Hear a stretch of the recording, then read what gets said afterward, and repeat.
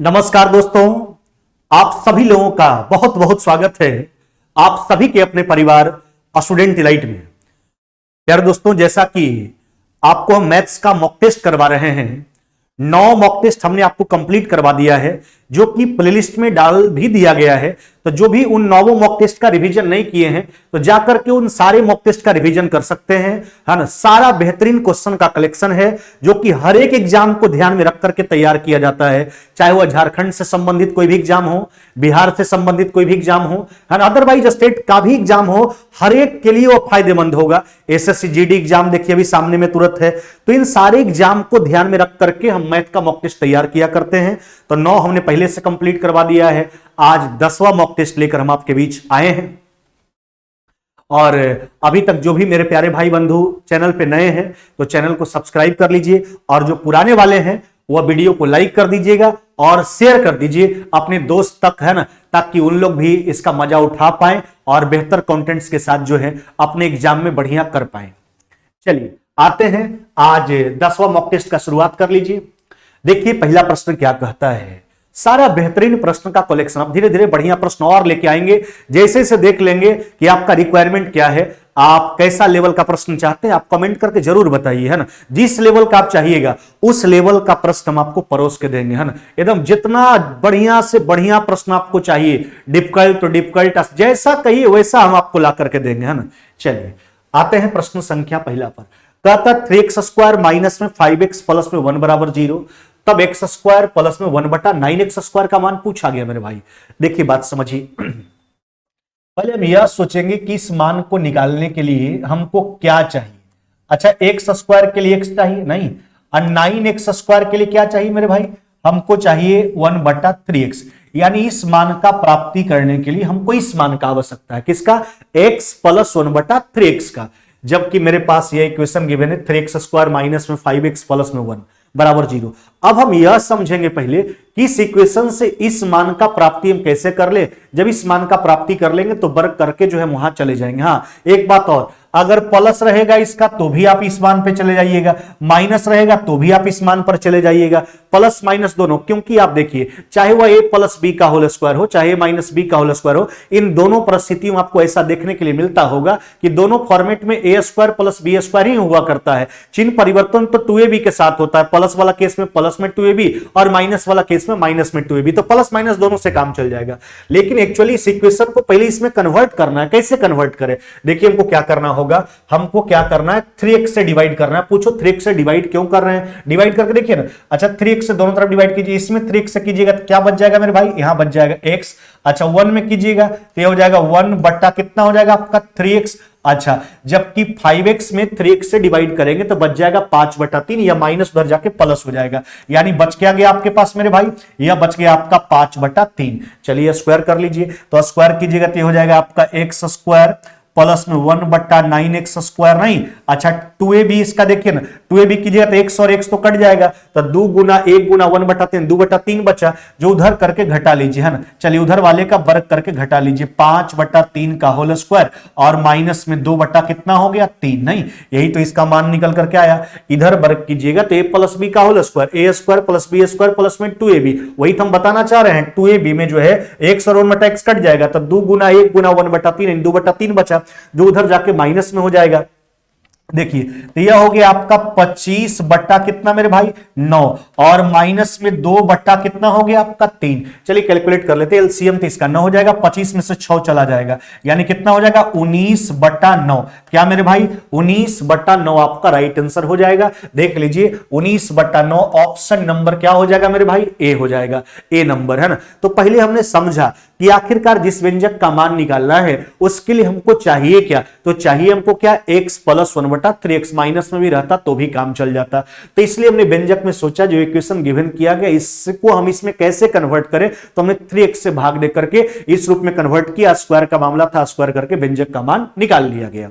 चलिए अगला प्रश्न पर आ जाइए। कहता है एक नाव की गति जो है, ध्यान दीजिएगा आराम से, एक नाव की गति 12 किलोमीटर प्रति घंटा, हाँ मेरे भाई, जबकि धारा की गति नाव की गति का 25% है। देखिए ना, आराम से समझिए, देखिए बोट का जो स्पीड है ना वह क्या है 12 किलोमीटर प्रति घंटा, यही तो नाव का गति है। जबकि आगे सुनिए क्या कहता है, धारा की गति नाव की गति का 25%। अच्छा 25% समझते हैं ना, 25% का मतलब 25/100 यानी 1/4। चलिए तो स्ट्रीम जो हो जाएगा, धारा जो हो जाएगा नाव का 25% यानी 1/4।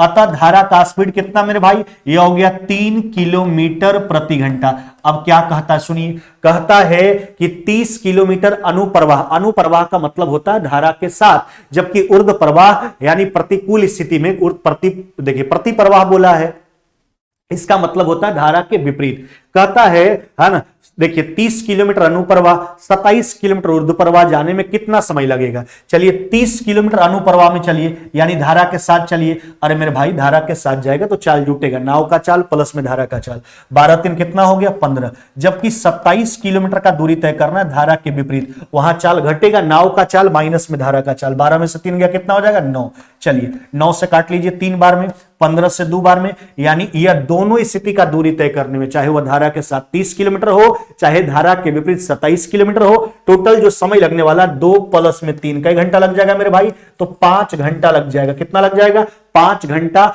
ऑप्शन नंबर क्या हो जाएगा मेरे भाई, ए हो जाएगा। क्या हो जाएगा, ए नंबर, है ना, ए नंबर आपका राइट आंसर हो जाएगा। चलिए अगला प्रश्न पर आ जाते हैं, प्रश्न संख्या 3। देखिए क्या कहता है, समझिए, बहुत ही लॉजिकल प्रश्न है भाई मेरे। एक्स वाई के लफड़ा में जाइएगा तो फंस जाइएगा। देखिए कैसे हम आपको आसानी से, आपको एकदम आपके सामने एकदम बिल्कुल आसानी ढंग से इस प्रश्न को एकदम ऐसा करके परोस देंगे कि बिल्कुल आप आसानी तरीका से आप भी बनाने के लिए सीख जाइएगा। कहता राम जो है अपनी आय का X% बचाता है, और यही एक्स का मान पूछा गया। एक्स है क्या, इनकम में कितना सेविंग करता। अच्छा एक बात बताइए, जब हमारा आय होता है तो उसमें 2 ही चीज होता है। आय में हम क्या करते हैं, जैसे अगर हमारा monthly income, by the way chance हर व्यक्ति का अलग अलग, हम मानते हैं कि महीना में हम 20,000 रुपया कमाते हैं, ऐसा हम मानते हैं। तो 20,000 कमाते हैं तो उस आय में या तो हम खर्च करेंगे या तो बचत करेंगे। देखिए आय में 2 ही चीज होता है, या तो आप अपने इनकम को खर्च कीजिएगा और उसी खर्च में से खर्च करने के बाद जो बचेगा राशि वो बचत में चला जाता है। तो आय में 2 ही चीज होता है, या तो खर्च होगा या तो बचत होगा। नहीं, देखिए तो आय में 2 ही चीज होता है, या तो खर्च या तो क्या होगा बचत। चलिए खर्च एक्सपेंडिचर एक तरफ, सेविंग एक तरफ। देखिए बात समझिए, एक्सपेंडिचर और यह हो गया आपका सेविंग। अब देखिए क्या कहता है, हमने बोला कि आय में 2 ही चीज होगा। अच्छा ये दोनों को अगर मिला भी दीजिएगा, देखिए उल्टा सोच करके देखिए, हमने बोला कि इनकम में 2 ही चीज होगा, या तो खर्च करेंगे या तो बचत करेंगे। अगर हम खर्च और अपना महीना का, जैसे एक महीना हमने 20,000 कमाया, वो 20,000 अगर हमको छोड़ दीजिए, और अगर हम उस आय का प्राप्ति करना चाहते हैं तो हम क्या करेंगे, अपना खर्च और बचत दोनों को जोड़ेंगे तो इनकम हमको मिल जाएगा। नहीं, चलिए तो आय निकालने के लिए खर्च, व्यय और बचत दोनों को जोड़ेंगे तो आय मिल जाएगा। अब क्या कहता है सुनिए, यदि आय 25% बढ़ जाता है और व्यय यानी खर्च 20%, बचत 50% का वृद्धि होता है तो एक्स का मान बताइए। देखिए एक बात समझिए, अच्छा आय कब बढ़ता है 25%, जब खर्च बढ़ता है 20% और बचत बढ़ता है 50%। नहीं, अच्छा अभी नहीं बोला हमने कि आय का निर्माण जो है वह खर्च और बचत दोनों मिलकर हुआ करता है। अच्छा तो खर्च कितना बढ़ रहा है 20% और बचत कितना बढ़ रहा है 50%। अतः इनकम कितना बढ़ गया मेरे भाई, इनकम बढ़ गया आपका 25%। हमने एलिगेशन लगा दिया। देखिए एलिगेशन कहां लगाते हैं, आप जिस भी मान का ऊपर प्रयोग करते हैं उसी का एवरेज वैल्यू, मीन वैल्यू यानी औसत मान का प्रयोग हम बीच में किया करते हैं। अब देखिए 50 में से 25 चला गया, कितना हो गया 25, और यह 25 में से 20 चला गया 5, यानी देखिए रेशियो कितना हो गया 5:1। यह किसका रेशियो आ गया, यह जो रेशियो आया यह खर्च और बचत का आया, एक्सपेंडिचर और किसका, सेविंग का आया। खर्च और बचत दोनों मिलकर क्या बना देगा, यह बना देगा आय।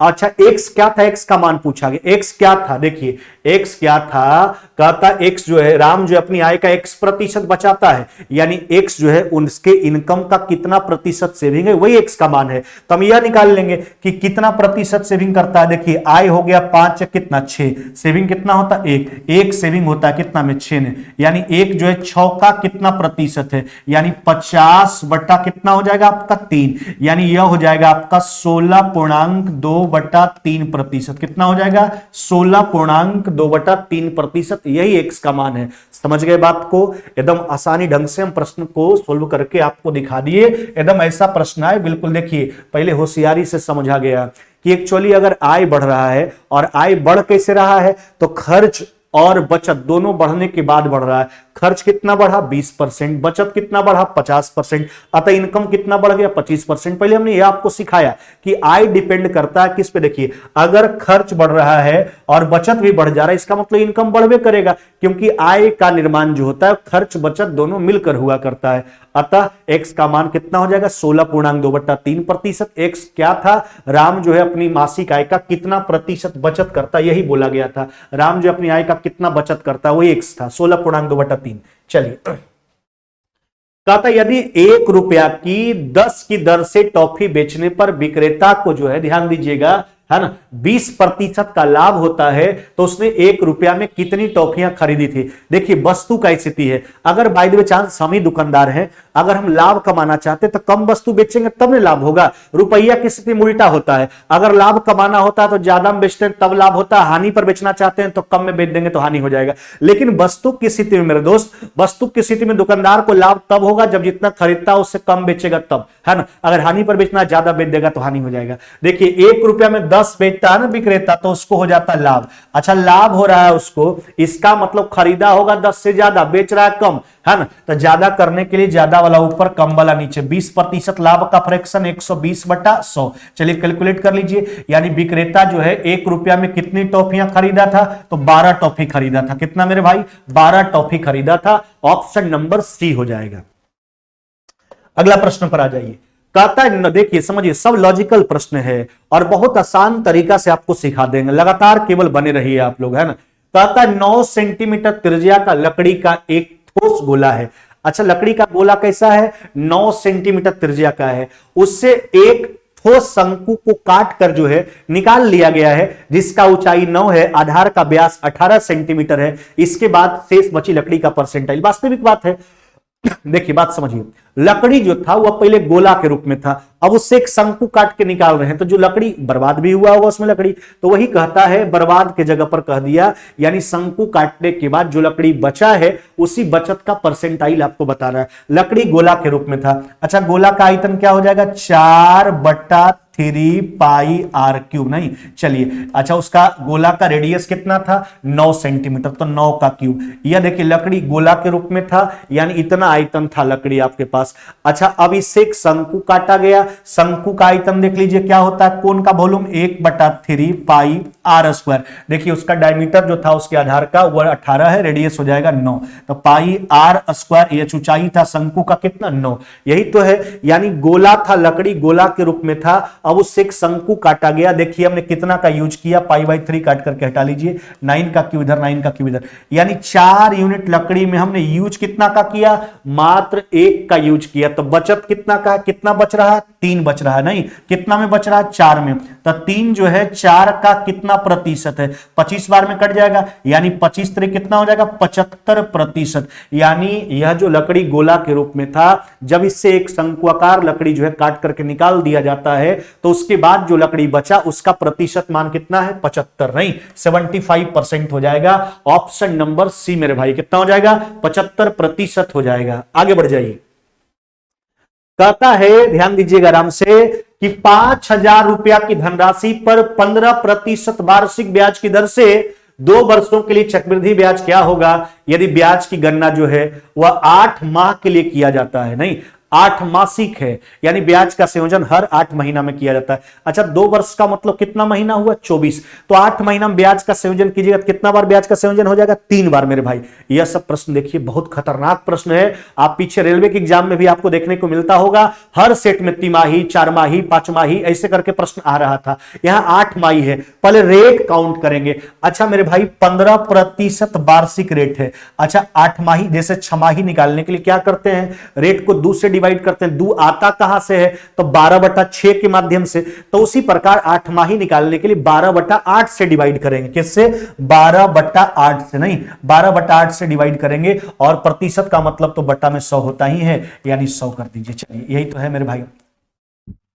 तो ऊपर देखिए 15 कितना हो जाएगा आपका 20, 120, नीचे कितना हो जाएगा आपका 1200, यही तो है, यानी 1 बटा कितना हो गया आपका 10। हमने रेट काउंट कर लिया, समझ रहे बात को, देखिए रेट पहले काउंट कर लिया, कितना प्रतिशत रेट आएगा, तो 15 बटा 12/8, प्रतिशत का मतलब बट्टा में 100, उसको फ्रैक्शन में कन्वर्ट किया 1/10, यानी कहने का मतलब देखिए 10 रुपया पर 1 रुपया ब्याज मिलना, यानी 10 रुपया मूलधन तो 11 रुपया मिश्रधन हो गया। नहीं, हम प्रिंसिपल और अमाउंट का रेशियो निकाल रहे हैं। अच्छा 3 बार संयोजन होगा क्योंकि 2 वर्ष का बात है, 8 मासिक है, 3 बार इसको गुना कर लीजिए, 10 से 11 और एक बार और 10 से 11, यह जो निकल के आएगा यह मूलधन और मिश्रधन का रेशियो आएगा। क्या आएगा मेरे भाई 1000:1331। नहीं, अच्छा आप खुद देखिए ब्याज कितना दिख रहा है आपको, ब्याज दिख रहा है 331 यूनिट। अब देखिए प्रश्न में जाइए, प्रश्न में आपको प्रिंसिपल दिया गया था, कितना दिया गया था 5000, नहीं प्रिंसिपल आपको दिया गया था 5000, जो मेरे हिसाब से यूनिट के तौर पर कितना है 1000 यूनिट। नहीं, यह 1000 यूनिट का मान है, आपसे ब्याज पूछा गया, यानी 331 यूनिट आपको निकालना है। चलिए गुना कर लीजिए, हो जाएगा 5, फिर 15 एक कितना हो जाएगा आपका 16, यानी 1655 रुपया। क्या हो जाएगा 1655 रुपया इंटरेस्ट हो जाएगा, 1655। ऑप्शन नंबर क्या हो जाएगा मेरे भाई ए, ऑप्शन नंबर हो जाएगा आपका ए। तो पहले रेट निकालने के लिए हम क्या बोले हैं, जैसे छमाही बोलेगा तो 12/6 यानी 2 से डिवाइड किया करते हैं रेट में, वार्षिक रेट में। अगर तिमाही बोलेगा तो 12/3 यानी रेट में 4 से डिवाइड किया करते हैं। उसी प्रकार 8 माही बोला है तो यानी 12/8 का जो मान होगा उससे रेट में डिवाइड करेंगे, और फिर प्रतिशत का मतलब बट्टा में 100, उसको हमने फ्रैक्शन में कन्वर्ट कर लिया 1/10, यानी 10 रुपया पर 1 रुपया ब्याज मिल रहा है, यानी 10 रुपया मूलधन तो 11 रुपया मिश्रधन, यानी हर 8 महीना में ब्याज का संयोजन 3 बार संयोजन होगा। मूलधन मिश्रधन का रेशियो आ गया, मूलधन दिया गया था प्रश्न में 5000, और जो मेरे हिसाब से 1000 यूनिट का मान था, आपसे ब्याज पूछा गया था 331 यूनिट का मान 1655 मेरे भाई। चलिए अगला प्रश्न पर आ जाइए, प्रश्न संख्या 7वां। कहता है घनाकार टैंक है, कैसा है घनावाकार टैंक है ना। अब कहता है घनावाकार होना चाहिए क्योंकि इसका देखिए सतह का क्षेत्रफल अलग अलग, घनाकार नहीं घनावाकार।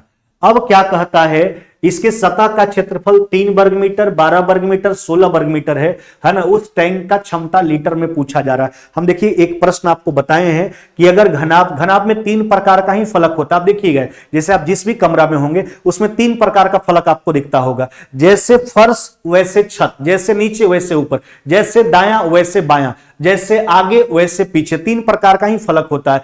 अगर घनाभ के तीनों प्रकार के फलक का क्षेत्रफल दिया गया हो तो उन स्थिति में उसका आयतन निकालने के लिए उसके फलक के क्षेत्रफल के गुणनफल का स्क्वायर रूट निकाल लेते हैं। नहीं, चलिए तो फलक के क्षेत्रफल के गुणनफल का स्क्वायर रूट यानी 3, देखिए गुणनफल का स्क्वायर रूट 3 गुना 12 गुना कितना हो गया आपका 16, यह हो जाएगा। यह क्या निकल करके आ गया, यह जो निकल करके आ गया उस घनावाकार टैंक का आयतन निकल करके आ जाएगा। नहीं, और ये आयतन जो आएगा मीटर क्यूब में आएगा। देखिए ना 36 का कितना हुआ 6, और 6 और 16 का 4, 6 चौका कितना हो जाएगा आपका 24, ये हो जाएगा आपका 24 मीटर क्यूब। नहीं, लेकिन हमको इसका क्षमता लीटर में बताना है। हाँ मेरे भाई याद रखना 1 मीटर क्यूब बराबर हुआ करता है 1000 लीटर। क्या होता है 1 मीटर क्यूब बराबर 1000 लीटर। तो अगर मीटर क्यूब को लीटर में कन्वर्ट करना है तो 1000 से गुना कर लीजिए, तो यह हो जाएगा 24 गुना 1000, यानी कितना हो जाएगा आपका 24000 लीटर। क्या हो जाएगा 24000 लीटर। Option number B. अगर इस कंसेप्ट को आप नहीं समझे हैं कोई दिक्कत नहीं, समझा देते हैं। अभी हमने बोला ना मेरे भाई घनाभ में 3 प्रकार का ही फलक होता है, जैसे ऊपर वैसे नीचे, जैसे दायां वैसे बायां, जैसे आगे वैसे पीछे। अच्छा देखिए फर्श का क्षेत्रफल आप क्या लिखिएगा L इंटू बी, तो जैसे फर्श का क्षेत्रफल होगा वैसे आपका छत का क्षेत्रफल होगा। अगर आप दायां जाइएगा तो उसमें आपका लंबाई, समझिए लंबाई होगा और ऊंचाई होगा। तो एक प्रकार का क्षेत्रफल हो गया आपका L इंटू एच, जबकि दूसरा, अगर दूसरा छोर में आइएगा, अगर इस देखिए एक तरफ हो गया आपका लंबाई और ऊंचाई और एक तरफ हो जाएगा आपका चौड़ाई और ऊंचाई, चौड़ाई और ऊंचाई। यही 3 प्रकार का फलक होता ही है घनाभ में। देखिए एक प्रकार का क्षेत्रफल दिया गया 3, दूसरा प्रकार का फलक का क्षेत्रफल है 12 और यह हो गया 16। अब इसको जैसे ही गुना कीजिएगा तो यह आ जाएगा LBH का होल स्क्वायर। नहीं, बराबर में क्या आ गया 3 गुना 12 गुना कितना मेरे भाई 16। अच्छा, घनाभ का आयतन एक्चुअली होता क्या है, एल बी एच है ना, अतः l into b into h बराबर स्क्वायर इधर जाके रूट हो जाएगा, अंडर रूट 3 गुना 12 गुना 16, फिर वही चीज आ जाएगा 36 का कितना हो जाएगा 6 और यह हो जाएगा 4, यानी 24 मीटर क्यूब हो जाएगा। इसको लीटर में लिखेंगे 24,000 लीटर। अभी न सिखाया चला 1 मीटर क्यूब बराबर हुआ करता 1000 लीटर। तो आप बना भी सकते हैं प्रश्न को ऐसे एकदम माइंड में सेट कर लीजिए कि अगर घनाभ के तीनों प्रकार के फलक का क्षेत्रफल दिया जाए, उन परिस्थितियों में घनाभ का आयतन अगर निकालना हो तो उसके तीनों प्रकार के फलक के क्षेत्रफल के गुणनफल का स्क्वायर रूट कर लेंगे। चलिए आगे आ जाइए।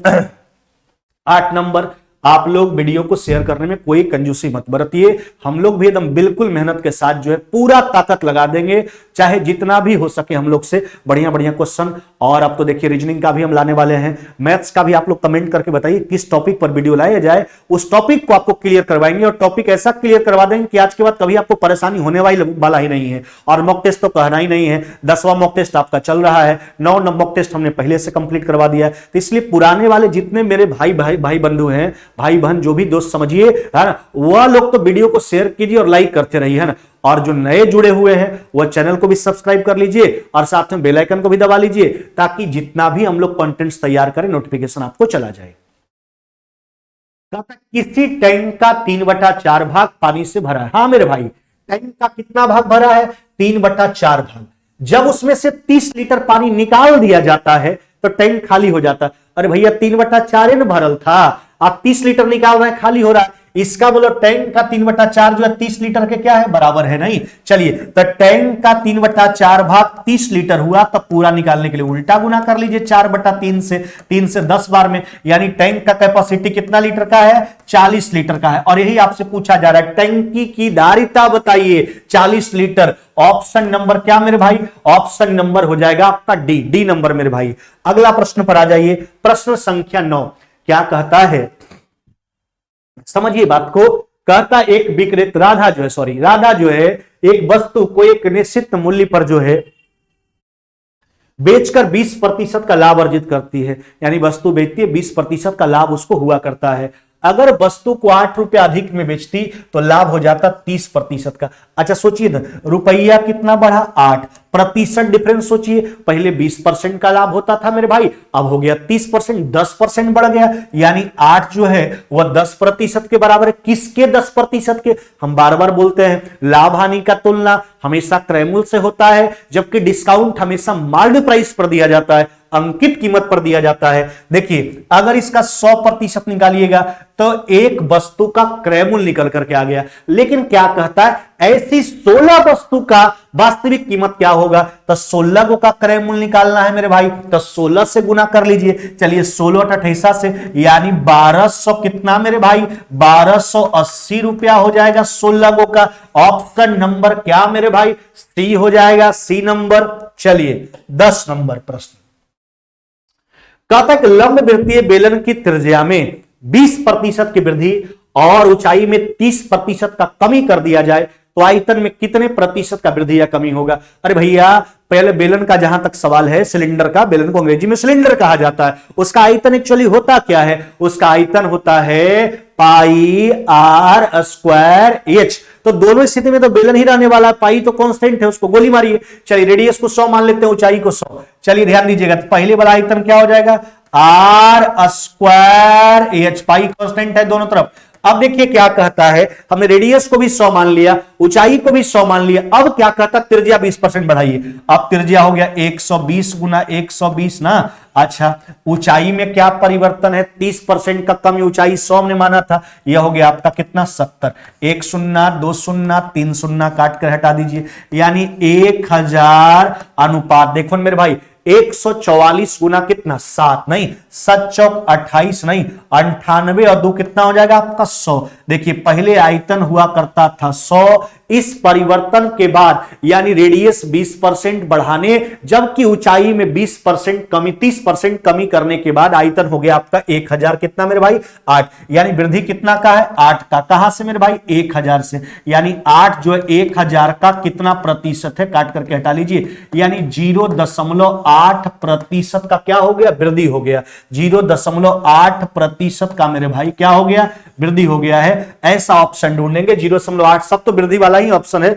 0.8%, यह देखिए दोनों ऑप्शन शायद सेम रह गया है, तो ऐसा कीजिए ना, इसको बना दीजिएगा 1.8%, तो एगो गलत हो जाएगा, एगो सही हो जाएगा मेरे भाई। 0.8%, दोनों समान ऑप्शन रह गया था मिस्टेक से, गलती से। हाँ मेरे भाई, तो एगो करेक्शन कर लीजिएगा, 1.8%, यह हो जाएगा 0.8%, ऑप्शन नंबर हो जाएगा आपका सी।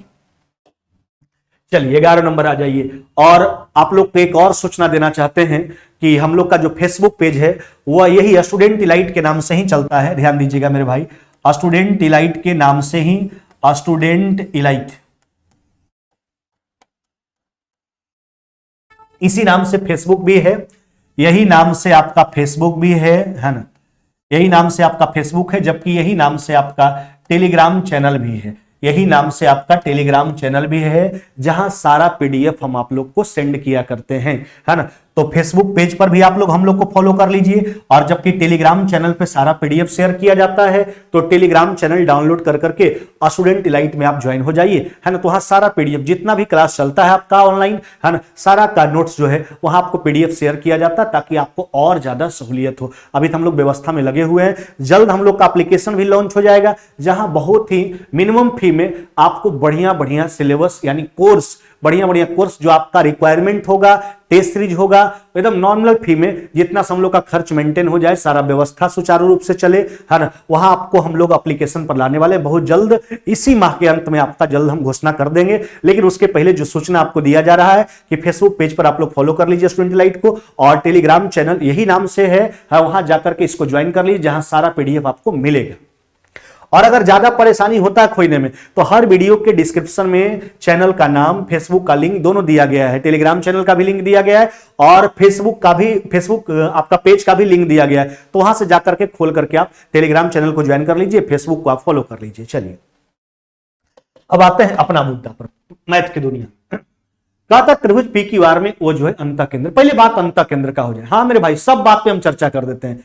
अंतः केंद्र, जिसको अंग्रेजी में इन सेंटर कहा जाता है, अरे भैया अंतः केंद्र एक्चुअली जहां पर कोण समद्विभाजक मिलता है ना, उसको अंतः केंद्र कहा जाता है, इन सेंटर कहा जाता है। अंतः केंद्र पर बना कोण का मान 90 प्लस में तीसरा कोण का आधा होता है, अगर बाह्य समद्विभाजक है तो 90 माइनस में तीसरा कोण का आधा। यह हो गया बात अंतः केंद्र का। अब बात करते हैं परिकेंद्र, जिसको अंग्रेजी में सरकम सेंटर कहा जाता है। नहीं तो परिकेंद्र जहां पर भुजाओं के लंब समद्विभाजक आपस में मिलते हैं, भुजा का लंब समद्विभाजक जहां मिलता है उसको क्या कहते हैं, परिकेंद्र कहा जाता है, सरकम सेंटर कहा जाता है। और परिकेंद्र पर बना कोण का जो मान होता है ना, वह होता है 2 गुना तीसरा कोण। जहां पर सारा शीर्ष लंबा के मिलता है उसको लंब केंद्र कहा जाता है, ऑर्थो सेंटर कहा जाता है, लंब केंद्र कहा जाता है। और लंब केंद्र पर बना कोण का मान होता है 180 डिग्री माइनस में तीसरा कोण। जहां सारा शीर्ष लंबा के मिलता है उसको लंब केंद्र कहेंगे, लंब केंद्र पर बना कोण का मान 180 डिग्री माइनस में तीसरा कोण।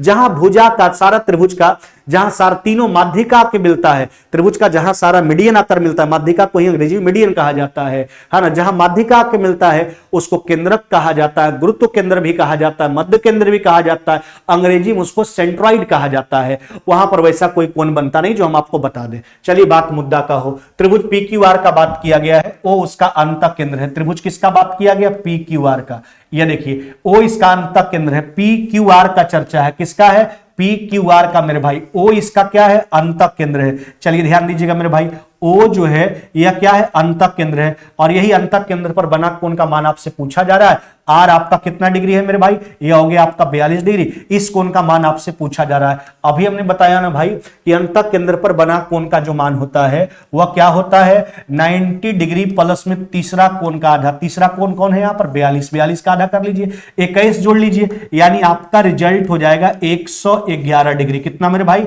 111 डिग्री। ऑप्शन नंबर क्या मेरे भाई, ए नंबर हो जाएगा। अगर बाह्य समद्विभाजक होता तो यहां माइनस का चिन्ह लग जाता, 90 माइनस में तीसरा कोण का आधा। अगला प्रश्न पर आ जाइए। कहता है एक वर्ग का जो परिमाप है वह 32 मीटर है, जबकि दूसरे वर्ग का परिमाप जो है वह 24 मीटर है।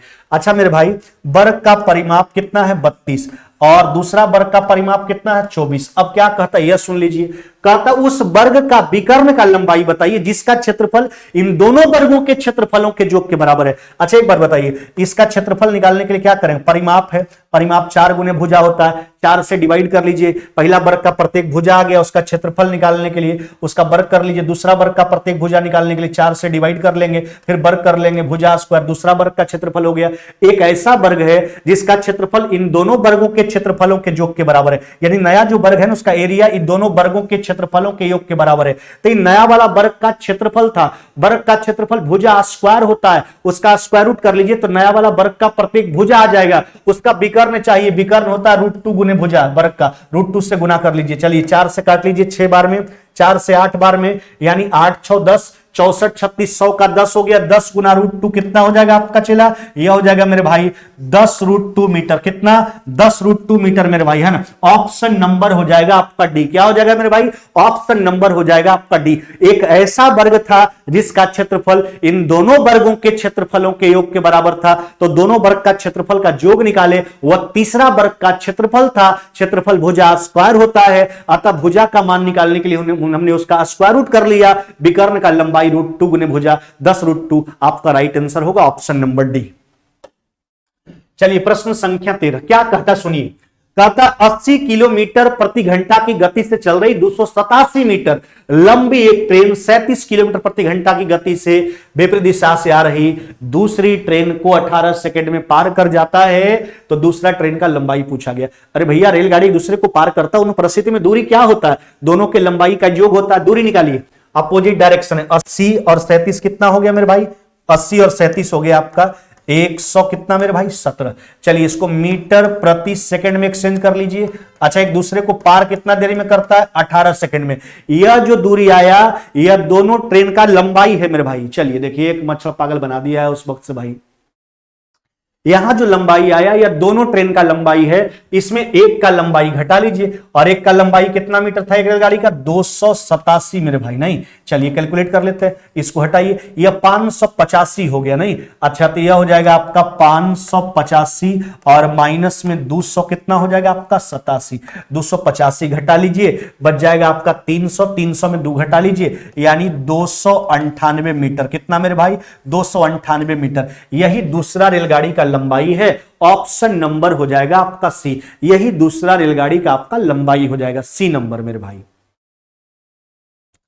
चलिए अगला प्रश्न आ जाइए, कहता x का मान ज्ञात कीजिए यदि x + 3, x + 5, x + 7, x + 9 का औसत 52 है। अरे भैया यह जो संख्या आपको दिख रहा है यह देखिए समानांतर वाला संख्या है कि नहीं, दो के डिफरेंस पे x + 3, x + 5, x + 7, x + 9। जब अंतर समान होता है तो औसत जो होता है मेरे भाई वह बिल्कुल बीच का मान होता है। तो 4 गो है तो बीच वाला कैसे निकालेंगे, तो बीच के दोनों मान को जोड़ करके 2 से डिवाइड करेंगे, तो यह दोनों को जोड़ करके 2 से डिवाइड कर लीजिए, तो यह हो जाएगा 2x और 7 5 कितना हो गया 12, और 2 से डिवाइड कर लीजिए। यह औसत निकाल लिए हम अपने हिसाब से, प्रश्न के हिसाब से औसत कितना दिया गया था 52 दिया गया था, 2 से डिवाइड कर लीजिए ना, तो x प्लस में 6 बराबर हो गया आपका 52 मेरे भाई। अतः x बराबर कितना हो जाएगा आपका, x बराबर हो जाएगा 46। कितना मेरे भाई 46 आपका राइट आंसर होगा, ऑप्शन नंबर ए हो जाएगा। यही आपसे पूछा गया था, x का मान बता दीजिए, x हो जाएगा आपका 46 जो बिल्कुल राइट आंसर है। चलिए प्रश्न संख्या 15। हाँ मेरे भाई समझिए, बात है पार्टनरशिप का। किसका, पार्टनरशिप का। हम आपको पार्टनरशिप के बारे में बताएंगे, अगर उसका स्पेशल चैप्टर हम लेके आए तो उसके बारे में तो डिटेल पूरा चर्चा करेंगे। इससे फिलहाल हम बता देना चाहते हैं कि पार्टनरशिप में जो लाभ बढ़ता है वो पूंजी गुना समय के आधार पर बढ़ता है। जो व्यक्ति जितना पूंजी का इन्वेस्टमेंट करता है और जितना समय के लिए करता है वही हिसाब से उसको लाभ दिया जाता है। अगर समय का चर्चा नहीं हो तो इन्वेस्टमेंट के रेशियो में हम लाभ को बांट लिया करते हैं। चलिए देखिए क्या कहता है, कहता है ए बी और सी, ध्यान दीजिएगा मेरे भाई, ए बी और सी एक व्यवसाय प्रारंभ करते हैं। ए के निवेश का 2 गुना, बी के निवेश का 3 गुना और साथ ही सी के निवेश का 5 गुना आपस में बराबर है। यदि 1 वर्ष बाद, कुल सिंपल सा बात, 1 वर्ष बाद समय सबका बराबर है, समय से कोई टेंशन नहीं है। अब देखिए लाभ जो बटेगा इन्वेस्टमेंट के रेशियो में बटेगा। ध्यान दीजिएगा, जब गुणात्मक भाग बराबर होता है मेरे भाई तो राशि का अनुपात गुणात्मक भाग को पलटने के बाद प्राप्त करते हैं। पलट लीजिए, ए का 2 गुना, 1/2, बी का 3 गुना 1/3 और सी का 5 गुना 1/5। चलिए भिन्न का अनुपात है, सरल अनुपात में बदलने के लिए एलसीएम से गुना करते हैं, एलसीएम 30 होगा यानी 15 अनुपात, हाँ मेरे भाई ये हो जाएगा 10 अनुपात कितना हो जाएगा 6। चलिए पूरा प्रॉफिट जो है 15.5 लाख का है, यह 31 यूनिट का मान हो गया। आपसे पूछा एक्चुअली किसका गया, ए का पूछा मेरे भाई। चलिए ए का यूनिट कितना हो गया आपका 15, यहां से काटिए, यह कट जाएगा 0.5 बार 15 × 5 = 75, 7.5 लाख कितना मेरे भाई 7.5 लाख। ऑप्शन नंबर ए यही आपका राइट आंसर है, 7.5 लाख है ना। चलिए अगला प्रश्न पर आ जाते हैं, प्रश्न संख्या 16। आगे आ जाइए 16 नंबर। आप लोग जितना वीडियो को शेयर कीजिएगा और लाइक कीजिएगा उतना ही मनोबल हमारा बढ़ेगा और बढ़िया ढंग से बेहतर क्वेश्चन, ताकि आपके एग्जाम में कोई भी परेशानी नहीं हो। आप लोग थोड़ा सा मेरे साथ मेहनत करके देखिए ना, हम भी आपको भरपूर देने का प्रयास करेंगे है ना। चलिए कहता एक व्यक्ति को 15 घंटे में 150 किलोमीटर का दूरी तय करना था। अच्छा कितना दूरी जाना था मेरे भाई, जाना था 150 किलोमीटर। अच्छा क्या कहता है, यदि वह 10 घंटा में 11.8 के स्पीड से, अच्छा कितना दूरी चलेगा, 10 से इसमें गुना करेंगे, दशमलव कैंसिल, यानी 118 किलोमीटर चल लिया 10 घंटा में। 15 किलोमीटर में टोटल दूरी तय, 15 घंटा में टोटल दूरी तय करना था 150 किलोमीटर, 10 घंटा में इसने इतना किया, यानी बाद बाकी दूरी को 5 घंटा में तय करना है। और यही हमसे पूछा जा रहा है, शेष समय में शेष दूरी को तय करने के लिए गति, और भैया चाल बराबर दूरी बटा समय, शेष दूरी बटा शेष समय, यानी कितना हो गया आपका 32/5, 5 × 36 यानी 6 कितना मेरे भाई 4 किलोमीटर प्रति घंटा, 6.4 किलोमीटर प्रति घंटा। ऑप्शन नंबर ए यही आपका राइट आंसर होगा मेरे भाई, 6.4 किलोमीटर प्रति घंटा। चलिए ऐसा तो बहुआ वाला प्रश्न है भाई। 17 नंबर आ जाइए, कहता पिता की आयु उसके पुत्र की आयु का 4 गुना। अच्छा चर्चा पिता और उसके पुत्र का कितना गुना है, 4 गुना है। अब क्या कहता यह सुनिए, 5 वर्ष पहले पिता की उम्र पुत्र की उम्र का कितना गुना था, 9 गुना। अच्छा ऊपर चर्चा किसका है मेरे भाई, वर्तमान का, और बाद में 5 साल पहले। अच्छा वर्तमान से 5 साल पहले जाने के लिए दोनों में 55 साल घटाना होगा, समान राशि जोड़ते घटाते इन परिस्थितियों में अंतर को बराबर करते हैं। यहां 3 का हो गया मेरे भाई, यहां 8 का बराबर करने के लिए यहां 8 से गुना कर लीजिए, यहां 3 से गुना कर लीजिए। चलिए यहां 8 से गुना करते हैं और यहां जो है कि 3 से गुना करते हैं मेरे भाई। अच्छा यूनिट कितना घट रहा है, 8 में बचा 3 यानी घटा कितना 5, इधर आई 32 से हो गया 27, कितना घटा 5, और घटता 5 साल है। कैसा घटता है 5 साल, जो 5 यूनिट का भी मान है, 1 यूनिट का निकाल लिए। पिता का वर्तमान पूछा, ऊपर गुना करने के बाद गुना वाला, यानी 32 यूनिट आपको निकालना है। यानी पिता का जो वर्तमान उम्र है वह कितना है मेरे भाई, वह 32 वर्ष है। चेला कितना 32 वर्ष मेरे भाई, 32 वर्ष है ना। चलिए ऑप्शन नंबर सी हो जाएगा मेरे भाई, 32 वर्ष हो जाएगा। बस लॉजिक क्या लगाना है, जब भी समान राशि जोड़े घटाएं इन परिस्थितियों में आप अंतर को बराबर कर लीजिए। आगे आ जाइए प्रश्न संख्या 18। कहता निम्नलिखित भिन्नों का समूह जो है, कहता उसको आरोही क्रम में आप एसेंडिंग ऑर्डर में अरेंज कीजिए। आरोही क्रम समझते हैं, आरोही क्रम अवरोही क्रम। आरोही मतलब बढ़ते और अवरोही मतलब घटते। बढ़ते मतलब पहले छोटा तब बड़ा। कौन कौन सा भिन्न का इस्तेमाल कर लिया गया, देखिए 5/6। आप क्रॉस मेथड से तो जांच ही सकते हैं, लेकिन उससे भी आसान मेथड आपको बता देते हैं, 6/8, 7/9 और 11 कितना मेरे भाई 13। देखिए इसको बनाने के लिए क्या करेंगे, सबका सब प्रॉपर फ्रैक्शन है। अब पूछो प्रॉपर फ्रैक्शन क्या होता है, इसको हिंदी में उचित भिन्न कहा जाता है। हाँ मेरे भाई, प्रॉपर फ्रैक्शन का मतलब वैसा भिन्न जिसका हर का मान अंश के मान से जो क्या हो, ज्यादा हो, यानी भिन्न का वास्तविक रूप यही हुआ करता है। देखिए भिन्न समझते हैं आप, भिन्न क्या होता है, पहले भिन्न का मतलब होता है किसी संपूर्ण भाग के, किसी संपूर्ण मान के किसी भाग को प्रदर्शित जो करता वही तो भिन्न है। जैसे हमने 1/4 लिखा यानी पूरे का 1/4, हमने 1/3 लिखा इसका मतलब पूरे का 1/3। चलिए तो यह सब प्रॉपर फ्रैक्शन है ना। फ्रैक्शन एक्चुअली 3 प्रकार का, देखिए इसमें बहुत सारा बात है। फ्रैक्शन 3 प्रकार का, प्रॉपर फ्रैक्शन हो गया, इम्प्रॉपर फ्रैक्शन, एक मिक्स्ड फ्रैक्शन होता है। प्रॉपर फ्रैक्शन कहने का मतलब उचित भिन्न, भिन्न का वास्तविक रूप यही है। इसमें जो है हर का मान डिनोमिनेटर जो होता है न्यूमरेटर से क्या होता है, बड़ा होता है। और यही प्रश्न आपको देखने के लिए मिलेगा भी, है ना। इम्प्रॉपर से बहुत कम आपको देखने के लिए मिलता है। इम्प्रॉपर कहने का मतलब जिसका अंश बड़ा हर छोटा, तो उसको आप क्रॉस मेथड से बना सकते हैं। अगर प्रॉपर फ्रैक्शन से प्रश्न आए, एकदम 99% एग्जाम में यही से प्रश्न आता है, तो क्या कीजिएगा, अंश और हर के अंतर से हर को रिप्लेस कर देना। जैसे 5-6 का अंतर 1, हर को रिप्लेस करते चलिए। 6 8 का अंतर दो, हर को रिप्लेस करते चलिए। 7 9 का अंतर दो, हर को रिप्लेस करते चलिए। 11 13 का अंतर दो, चलिए हर को हमने रिप्लेस कर दिया। अब हर का एलसीएम निकाल करके सब टर्म में गुना कर लीजिए। 1 2 का लसा दो से सब में गुना करेंगे, देखिए यह 10 हो जाएगा, इसमें करेंगे तो यह 6 आ जाएगा, यह 7, यह कितना हो जाएगा 11। अब कुछ नहीं, बस दिमाग यह लगाना है, जिसके आगे जैसा संख्या मिला, छोटा समझिए फ्रैक्शन छोटा, बड़ा समझिए फ्रैक्शन बड़ा। अच्छा आरोही क्रम बोला, छोटा से बड़ा में जाना, सबसे छोटा कौन दिख रहा है 6 वाला, यानी सबसे पहले होगा 6/8 सबसे छोटा के रूप में। इसके बाद 7 वाला यानी 7/9। इसके बाद कौन मेरे भाई, इसके बाद 10 वाला 5/6 और इसके बाद लास्ट तो 11/13 होगा ही। ऐसा ऑप्शन ढूंढेंगे, ऐसा ऑप्शन आपको कहां दिख रहा है, ऑप्शन नंबर डी में दिख रहा है। समझ गए बात को। अगर प्रॉपर फ्रैक्शन से प्रश्न आए तो क्या कर रहा है, अंश हर के अंतर से हर को रिप्लेस कर दीजिए और हर का एलसीएम निकाल करके प्रत्येक टर्म में गुना कर लीजिए और देखिए किसके आगे किस प्रकार का संख्या मिला। अगर बड़ा मिला तो समझिए फ्रैक्शन बड़ा, जिसके आगे छोटा मिला फ्रैक्शन छोटा। आगे आ जाइए, प्रश्न संख्या 19 कहता है एक वस्तु 20% की छूट पर बेचने पर दुकानदार को जो है 20% का लाभ होता है। ज्ञात कीजिए वस्तु का अंकित मूल्य क्रय मूल्य से कितना ज्यादा है। अरे भैया क्रय मूल्य को मान लेते हैं कितना 100, हम अपने ऊपर सोचते हैं हम ही दुकानदार हैं, लाभ चाहिए 20%, कीमत बढ़ाएंगे ना 120। अब डिस्काउंट तो देना है, तो कोई दुकानदार बुड़वक होता है, डिस्काउंट जो है दिया जाता है, हमेशा कोई क्रय मूल्य पर डिस्काउंट देगा, उसने बुड़वक दुकानदार हो जो क्रय मूल्य पर डिस्काउंट देगा। डिस्काउंट तो तभी देगा ना जब अपना कीमत को बढ़ा करके रखेगा। चलिए डिस्काउंट देने के लिए कीमत बढ़ाएंगे, 20% डिस्काउंट का फ्रैक्शन 80/100, लेकिन कीमत बढ़ाना है 100 बटा कितना मेरे भाई 80। चलिए यहां से काटिए 20 से 5 बार में, 4 बार में, 4 से काट लीजिए 30 बार में, 30 गुना 5 कितना हुआ 150। यानी जो मार्ग प्राइस है वह कॉस्ट प्राइस से कितना प्रतिशत ज्यादा, तो 50% ज्यादा है। कितना 50% ज्यादा है, ऑप्शन नंबर सी मेरे भाई। चलिए आगे आ जाइए, प्रश्न संख्या 20 देखिए क्या कहता है। एक्स और वाई दो संख्या समझिए, यह जो है 60 है और क्या कहता है HCF, ये यहां पर थोड़ा छोटा हुआ है, लिखना चाहिए आगे में इस प्रश्न के आगे में।